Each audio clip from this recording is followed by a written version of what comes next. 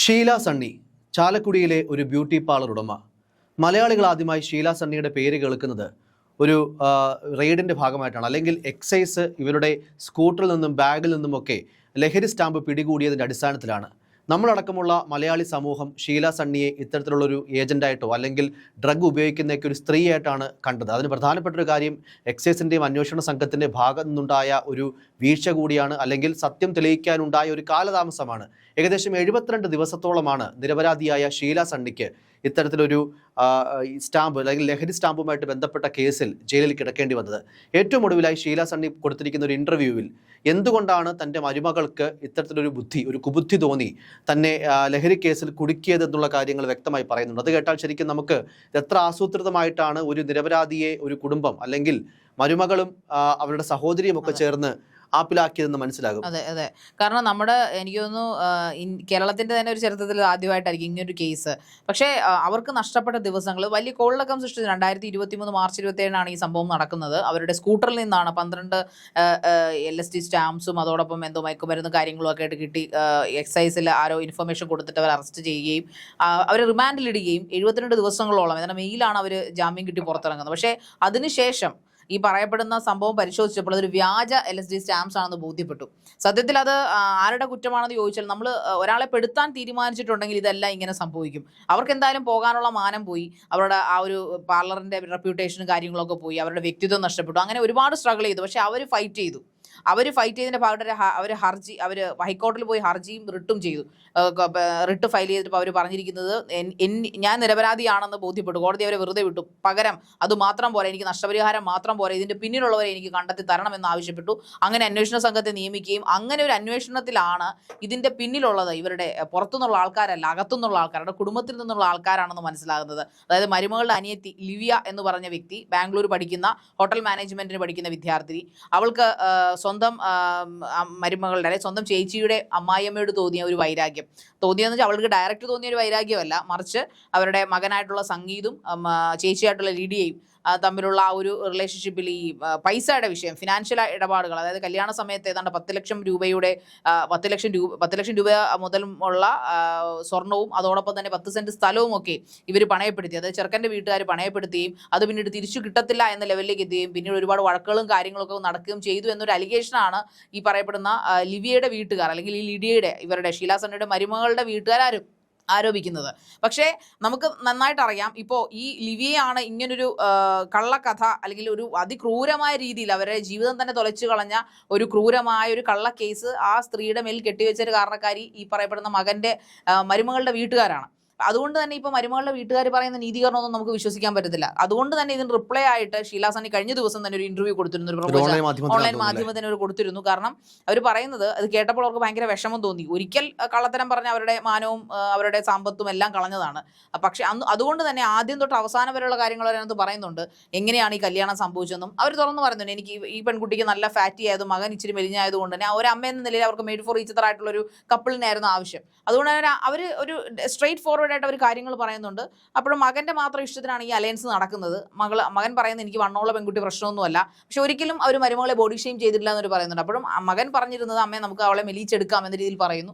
പക്ഷെ പെൺകുട്ടിയുടെ വീട്ടുകാർക്ക് ഭയങ്കര നിർബന്ധമായിരുന്നു ഈ വിവാഹം നടത്തണം, മകന്റെ കൂടി ഇഷ്ടത്തിന് അടിസ്ഥാനത്തിലാണ് സമ്മതിച്ചത്, ഈ ബന്ധം സംഭവിച്ചത്. പക്ഷേ ഒരു രീതിയിലും മരുമകളെ ഏതെങ്കിലും രീതിയിൽ ടോർച്ചർ ചെയ്യുകയോ അല്ലെങ്കിൽ ബോഡി ഷെയിം ചെയ്യുന്ന കാര്യങ്ങളൊന്നും കുടുംബത്തുണ്ടായിട്ടില്ല. മരുമകളും അങ്ങനെയൊന്നും പറഞ്ഞിട്ടില്ല തോന്നുന്നത്, ഒന്നും വേണ്ടിയിട്ടില്ല. കാരണം ഇവര് രഹസ്യമായിട്ടുള്ള പരിപാടിയായിരുന്നു ചെയ്തിരുന്നത് ാണ് പറയുന്നത്. അന്നും ഇവർ പറയാതിരുന്ന കാരണം അങ്ങനൊരു സംശയം ഇവർക്ക് തോന്നിയിരുന്നില്ല. ഇവർ അറസ്റ്റ് ചെയ്യപ്പെട്ടു പിന്നീട് അന്വേഷിച്ച് വന്ന് പിടിച്ചപ്പോഴാണ് ഈ നാരായണദാസ് എന്ന് പറഞ്ഞ സഹായി, അതായത് ഈ ലിവിയയുടെ സുഹൃത്തായ നാരായണദാസ് ആണ് ഈ LSD സ്റ്റാമ്പ് മേടിച്ചതെന്നാണ് പോലീസ് വിചാരിച്ചിരുന്നത്. പക്ഷേ നാരായണദാസിനെ കൈയോടെ പൊക്കിയപ്പോൾ അയാൾ കൊടുത്ത മൊഴിയിലൂടെയാണ് ലിവിയയിലേക്ക് എത്തുന്നത്. അതിനു മുമ്പ് വരെ ഇവർ വിചാരിച്ച് നാരായണദാസാണ് ഇത് ചെയ്തത്, ഇവരോടെന്തോ വൈരാഗ്യമുള്ളത് കൊണ്ടാണ് ചെയ്തതെന്നാണ് വിചാരിച്ചത്. നാരായണദാസ് കൊടുത്ത മൊഴി അനുസരിച്ച് ലിവിയാണ് ഈ നൈജീരിയക്കാരിൽ നിന്ന് ആഫ്രിക്കക്കാരിൽ നിന്ന് LSD സ്റ്റാമ്പ് മേടിക്കുന്നത്. പക്ഷേ അവളുടെ കഷ്ടകാലത്തിനും ഷീല സണ്ണിയുടെ സത്യത്തിനും അത് കൊടുത്തത് വ്യാജനായി പോയി. സാധാരണഗതിയിലൊക്കെ നമ്മൾ ചതിയിൽ വഞ്ചനയില്ല എന്ന് പറയും. പക്ഷേ ചതിയിൽ വഞ്ചന ഉണ്ടായത് ഇവിടെ ഇപ്പോൾ ഷീല സണ്ണിക്ക് ഒരു അനുഗ്രഹമായി എന്ന് പറയുന്നത്. അതായത് ശാരിക പറഞ്ഞതുപോലെ ഈ ഒരു കേസിന്റെ പിന്നിലുള്ള കാര്യങ്ങൾ എടുക്കുകയാണെങ്കിൽ ഈ നാരായണദാസും ലിവിയയും കൂടെ ഒക്കെ ചേർന്നിട്ട് ബാംഗ്ലൂർ സ്വദേശിയായിട്ടുള്ള ഒരു ആഫ്രിക്കക്കാരന്റെ കയ്യിൽ നിന്ന് 10,000 രൂപയോളം കൊടുത്തിട്ട് LSD സ്റ്റാമ്പുകൾ മേടിക്കുകയാണ്. ഇത് യഥാർത്ഥ LSD സ്റ്റാമ്പാണെന്ന് വിശ്വസിപ്പിച്ചിട്ടാണ് ഈ ആഫ്രിക്കൻ വംശജനായ ആള് ഇത് ലിവിയയ്ക്ക് കൈമാറുന്നത്, അല്ലെങ്കിൽ ലിവിയയുടെ സുഹൃത്തിന് നാരായണദാസിന് കൈമാറുന്നത്.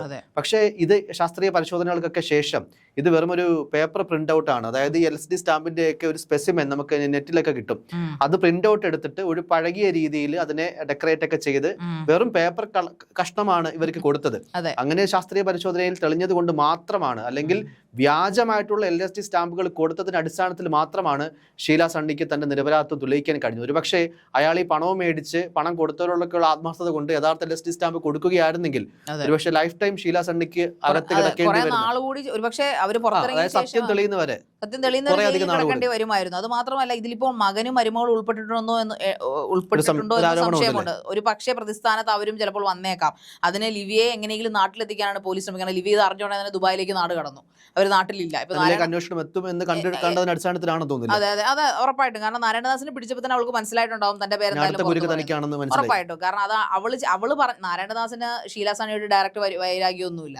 ശരിക്കും ഈ ലിവിയ എന്ന് പറഞ്ഞ വ്യക്തിക്ക് തന്റെ ചേച്ചിയോട് കാണിച്ചിട്ടുള്ള ഒരു അനീതി എന്നാണ് പറയുന്നത്. പക്ഷേ ഷീല സണ്ണിയുടെ വാക്കുകൾ അനുസരിച്ച് പറയുന്നത്, ഞാൻ 1 രൂപ പോലും ഈ പെൺകുട്ടിയുടെ വാങ്ങിച്ചിട്ടില്ല. ഈ കല്യാണം നടക്കുന്ന സമയത്ത് ഞങ്ങൾ സ്ത്രീധനം കിട്ടിയ തുക തന്റെ ആവശ്യങ്ങൾക്ക് ഉപയോഗിച്ചിട്ടില്ല. അത് കല്യാണം ഇവരുടെ നിർബന്ധത്തിന് നടന്നൊരു കല്യാണം, അതായത് പെണ്ണ് വീട്ടുകാരുടെ നിർബന്ധത്തിന് നടന്ന കല്യാണം. സാമ്പത്തിക ബാധ്യതകൾ ഞങ്ങൾക്ക് ഒരുപാടുണ്ട്. ഷീല സണ്ണിയുടെ ഫാമിലിക്ക് ഒരുപാട് സാമ്പത്തിക ബാധ്യതകളുണ്ട്. അതുകൊണ്ട് തന്നെയും എന്റെ വീട് പണി തരുന്നത്, പിന്നെ ഈ പറഞ്ഞ കൊറോണ കാലം കൂടെ ആയതുകൊണ്ട് പണിയൊക്കെ ഇല്ലാത്തത് കൊണ്ടും ഒരു 6 മാസം കൂടെ അവധി നീട്ടി തരണമെന്ന് പറഞ്ഞിട്ട് ഷീല ഈ പറയുന്ന മരുമകളുടെ വീട്ടുകാർ സമ്മതിച്ചില്ല. അവരുടെ നിർബന്ധത്തിന് വഴങ്ങിയിട്ടാണ് അവർ ഈ കല്യാണം തന്നെ നടത്തുന്നത്. അപ്പോഴും അവർ പറയുന്നുണ്ട് 10 ലക്ഷം രൂപയുടെ സ്വർണം നിങ്ങൾക്ക് തരുമ്പോൾ 8 ലക്ഷം രൂപയുടെ സ്വർണവും ബാക്കി 2 ലക്ഷം രൂപ നിങ്ങൾക്ക് തരാം. അതെന്താണെന്ന് വെച്ചാൽ നിങ്ങൾ ചെയ്തോളൂ എന്ന രീതിയിലാണ് ഷീല സണ്ണിയുടെ മരുമകളുടെ വീട്ടുകാർ പറയുന്നത്. അപ്പോഴും ഇപ്പോഴും ഷീല സണ്ണി പറയുന്നത്, ഞാനും മരുമകളായിട്ട് ഒരു വലിയ നോർമൽ വീട്ടിൽ നടക്കുന്ന വസ്ത്രധാരണത്തെക്കുറിച്ചോ അല്ലെങ്കിൽ അവൾ കിടന്നുറങ്ങുന്നതിനെ കുറിച്ചോ അല്ലെങ്കിൽ അവള് ജോലിക്ക് സാധാരണഗതിയിലൊക്കെ നമ്മുടെ കുടുംബത്തിലുണ്ടാകുന്ന തർക്കങ്ങളും വാഗ്വാദങ്ങളും മാത്രമേ അവിടെ നടന്നിട്ടുള്ളൂ എന്നാണ് ഇപ്പോഴും ഷീല സണ്ണി പറയുന്നത്. പക്ഷേ അവർക്ക് ഇത്രയും വലിയൊരു വൈരാഗ്യം എന്നോട് എന്തിനാണെന്നാണ് ഷീല സണ്ണി ചോദിക്കുന്നത്. കാരണം മകനാണ് ഈ പറയപ്പെടുന്ന, ശരിയാണ് 10 ലക്ഷം രൂപയുടെ വക കൊടുക്കുമ്പോൾ ഈ മകനും മരുമകളും കൂടെ ഒരുമിച്ച് ചേർന്നാണ് ഒരു മൊബൈൽ ഷോപ്പ് തുടങ്ങുന്നു. അവളുടെ സ്വർണ്ണമൊക്കെ പ്ലഡ് ചെയ്തുകൊണ്ട്, അതോടൊപ്പം തന്നെ അതേ സ്വർണ്ണം തന്നെ പ്ലഡ് ചെയ്ത് വെച്ചുകൊണ്ട് വേറൊരു സ്ഥലത്ത് സ്ഥലവും വാങ്ങിക്കുന്നു. ഇതെല്ലാം മകനും മരുമകളും കൂടെ ചേർന്ന് ചെയ്തൊരു കാര്യമാണ്. ഇതിലൊന്നും ഇവർക്ക് പങ്കില്ല എന്ന് തന്നെയാണ് ഇവർ പറയുന്നത്. വീട്ടുകാര്യങ്ങൾ ഇവർ ബ്യൂട്ടി പാർലറിൽ പോയി പണിയെടുത്തിട്ടാണ് വീട്ടിലെ കാര്യങ്ങൾ നടന്നുകൊണ്ടിരുന്നതെന്ന് അവർ പറയുന്നു. അവർ 3 പേരും 3 സ്ഥലത്തായിട്ട് ജോലി ചെയ്യുന്നു. മരുമകളാണ് പലപ്പോഴും ബ്യൂട്ടി പാർലറിൽ ഷീല സണ്ണി ആക്കിയെന്നൊക്കെ പറയുന്നുണ്ട്. പക്ഷേ ഇതിനകത്തായിട്ട് ഇവർ ഇങ്ങനൊരു ദ്രോഹം ചെയ്യാനുള്ള തെറ്റെന്താണ് ചെയ്തതെന്ന് ഷീല സണ്ണിക്ക് മനസ്സിലാകുന്നില്ല. സാമ്പത്തിക കാര്യം തന്നെയാണെന്നാണ് അവരിന്നും വിശ്വസിക്കുന്നത്. എന്ത് തന്നെയല്ല അവർ പറയുന്നത്, ഇതിൽ ഭർത്താവിനെയല്ലേ പെടുത്തേണ്ടത്. ഭർത്താവും ഭാര്യയും കൂടെ ചെയ്യുമ്പോൾ എന്തിനാണ് എന്നെ, അതായത് എന്നെ കരുവാക്കിയത് എന്തിനാണെന്നാണ് അവർ ചോദിക്കുന്നത്. ഞാൻ ഒരിക്കലും ആ പെൺകുട്ടിയെ പീഡിപ്പിച്ചിട്ടില്ല, ആ മരുമകളെ പീഡിപ്പിക്കുകയോ ബോഡി ഷേമിങ് ചെയ്യുകയോ ഒന്നും ചെയ്തിട്ടില്ല. അവരിച്ചിരി ഓർത്തഡോക്സ് എന്ന് പറയാൻ പറ്റില്ല. അവരെ ഒരു ഗ്രാമത്തിൽ താമസിക്കുന്ന ആൾ, തൃശ്ശൂർ ഉൾനാടൻ ഗ്രാമത്തിലാണ് ഇവർ താമസിക്കുന്നത്. ഡ്രസ്സിങ്ങിലോ ജീവിതത്തിന്റെ രീതികളിലോ വെളിയിൽ രാത്രിയിലൊക്കെ ഇറങ്ങിപ്പോയി കറങ്ങി നടക്കുന്നതിന്, അല്ലെങ്കിൽ ഭർത്താവായിട്ട് ഒത്ത് തന്നെ രാത്രി പോകണ്ടെന്നൊക്കെ പറയുന്ന രീതിയിലുള്ള ഒരു പരമ്പരാഗതമായിട്ടുള്ള ചില രീതികളൊക്കെ. അതെ, അപ്പം സ്വാഭാവികമായിട്ടും കല്യാണം അങ്ങനെ ആയിരിക്കുമല്ലോ എന്ന് പറയുന്നത്. രണ്ട് തട്ടിലുള്ള ആൾക്കാരായിരിക്കും. അതെ, ഒന്ന് പോസിറ്റീവ് ആണെങ്കിൽ ഒന്ന് നെഗറ്റീവ് ആയിരിക്കും. കുടുംബങ്ങളും അങ്ങനെ തന്നെയാണ്. രണ്ടും അത് ഒത്തൊരുമിച്ച് പോകുമ്പോഴാണല്ലോ ഒരു കുടുംബം, ഒരു ഫാമിലി എന്ന് ഒരു ബന്ധുത്വം ആകുന്നത്.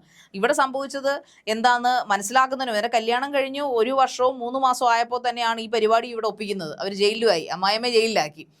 അമ്മായിയമ്മയെ ഒഴിവാക്കുക എന്നുള്ളതായിരുന്നെങ്കിൽ ഇത്രയും ക്രൂരമായ രീതി എന്തിനായിരുന്നെന്നാണ് അവരിപ്പോഴും ചോദിക്കുന്നത്. വേറെ എന്തെല്ലാം കാര്യങ്ങൾ നേരിട്ട് പറയാമായിരുന്നു. മകനും അറിയാമായിരുന്നാണ് ഇപ്പോൾ ഷീല സണ്ണി സംശയിക്കുന്നത്. കാരണം ഇവർ ജയിലിൽ നിന്ന് ഈ ജാമ്യം എടുത്ത് ഇറങ്ങുമ്പോൾ ഒരിക്കലും മകൻ പറഞ്ഞില്ല, നിങ്ങൾ എൻ്റെ വീട് ഇവിടെ താമസിച്ചോളൂ, നിങ്ങൾ ഇവിടുന്ന് ഇറങ്ങരുതെന്ന് പറഞ്ഞില്ല. അവർ രണ്ടുപേരും ഭാര്യയും ഭർത്താവും കൂടെ ഒരു വേറെ വാടക വീട് എടുത്ത് താമസിക്കുകയാണ് ചെയ്തത്. ഇവിടുന്ന് ഒരു സാധനം എടുക്കരുതെന്ന് മകൻ ആദ്യം പറഞ്ഞെന്ന് പറഞ്ഞു. അപ്പോഴും അവർ ചിന്തിക്കുന്നു, ഇങ്ങനൊരു നാണക്കേട് വന്നുകൊണ്ടായിരിക്കാം എന്നാണ് ചിന്തിച്ചത്. പക്ഷേ ഇതിന് കാരണക്കാരായവൻ ഈ ഭാര്യയും ഈ മകന്റെ ഭാര്യയും അവരുടെ അനിയത്തിയുമാണെന്ന് ഒരുപക്ഷെ മകൻ അറിയാമായിരുന്നിരിക്കുന്നു എന്ന് ഷീല സണ്ണി വിശ്വസിക്കുന്നുണ്ട്. തീർച്ചയായിട്ടും നമ്മൾ ഇതിലൊക്കെ ഏറ്റവും ഭയപ്പെടുന്ന ഒരു കാര്യം, അതായത് എന്തെങ്കിലുമൊക്കെ വ്യക്തി വൈരാഗ്യമൊക്കെ ഉണ്ടെങ്കിൽ ഒരു കഞ്ചാവ് കേസിലോ അല്ലെങ്കിൽ നാർക്കോട്ടിക്സ് കേസിലോ ഒക്കെ പെടുത്തി കഴിഞ്ഞാൽ അവരുടെയൊക്കെ ജീവിതം ഇല്ലാതാകുന്ന ഒരു അവസ്ഥയാണ് നിലവിലുള്ളത്. പ്രത്യേകിച്ച് നമ്മുടെ അന്വേഷണ സംഘത്തിന്റെയൊക്കെ ചില അപര്യാപ്തതകളൊക്കെ ഈ കാര്യത്തിൽ എടുത്തു പറയേണ്ട കാര്യമുണ്ട്. കാര്യം നമ്മുടെയൊക്കെ ശാസ്ത്രീയ പരിശോധനകൾ ഫലമൊക്കെ വരണമെങ്കിൽ ഇത്തരത്തിൽ ഒരാളുടെ ജീവിതത്തിലെ 2 മാസമൊക്കെ ജയിലിൽ കഴിഞ്ഞ് അതിൽ 72 ദിവസം എന്നുള്ളൊരു കാലയളവിനെ പറ്റിയിട്ടല്ല നമ്മൾ സംസാരിക്കുന്നത്. ആ ബ്യൂട്ടി പാർലറൊക്കെ നടത്തിക്കൊണ്ടുവന്ന് അത്യാവശ്യ സമൂഹത്തിലൊക്കെ അന്തസ്സായി ജീവിച്ചു വന്നിരുന്ന ഒരു സ്ത്രീയാണ്. ഇത്ര വർഷം ഈ ഭൂമിയിൽ പേരുദോഷങ്ങളൊന്നും കേൾപ്പിക്കാതെ വന്ന ഒരു അമ്മയാണ്. അതിൻ്റെയൊക്കെ അടിസ്ഥാനത്തിൽ ഈ നമ്മുടെ സമൂഹത്തിൻ്റെ ഏറ്റവും വലിയ പ്രത്യേകതയുണ്ട്. അതായത് വൺസ് ഒരാൾ ഒരു കുറ്റവാളിയായിട്ട് മുദ്ര കുത്തി കഴിഞ്ഞാൽ അയാൾ നിരപരാധിയാണ് എന്ന് തെളിയിക്കപ്പെടുന്ന അവസരം പോലും ഉണ്ടായാൽ പോലും ആ ഒരു ലേബൽ മരണം വരെയും അവരുടെ മാറില്ല, ജീവിതത്തിൽ നിന്ന് മാറില്ല എന്നുള്ളത് മാറ്റി കൊടുക്കില്ല. അത് നമ്മുടെ മാത്രം സമൂഹത്തിന്റെ പ്രത്യേകതയായിരിക്കാം. എന്തായാലും സത്യം എക്കാലവും വിജയിക്കുമെന്ന കാര്യത്തിൽ ഒരു സംശയമില്ല.